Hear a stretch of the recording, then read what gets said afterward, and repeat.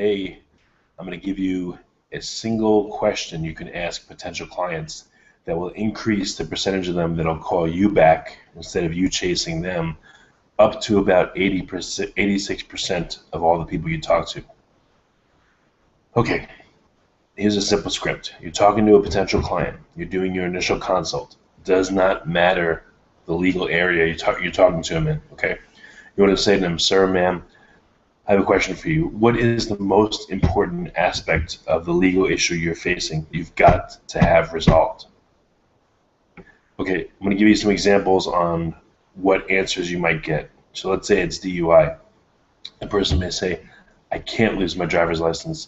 Then I can't get to work. I can't pick up my kids. I'm screwed. I've got to have a car. Let's say it's divorce. I've got to see my kids. I cannot lose custody of my kids or I'll go crazy. I can't lose them, Let's say it's bankruptcy. I'm living in a house that my mother gave to me and I took a mortgage out on. I can't lose the house. If I do, I don't know what I'm going to do. I'm going to be homeless. Any area of law. So you ask this question and the potential client tells it to you. Now what do you do with that answer? Okay. So this is for situations where the potential client says, let me think about it. Let me talk to my wife. I'll get back to you. I'm going to talk to some other attorneys before I decide. Or even if they make an appointment, but the appointment is 1, 2, 3, 4, 5 days in the future. Remember, a lot of these people never come back. Most attorneys won't even chase them. They won't even call them or email them or anything. They feel like they're bothering them. Some of them will, but what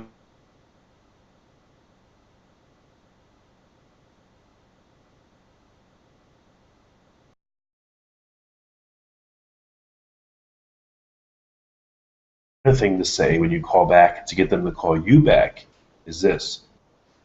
Hi, so-and-so. This is Mike Jones, the attorney.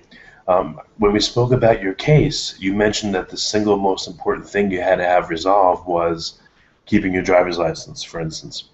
I've done some additional research in that area.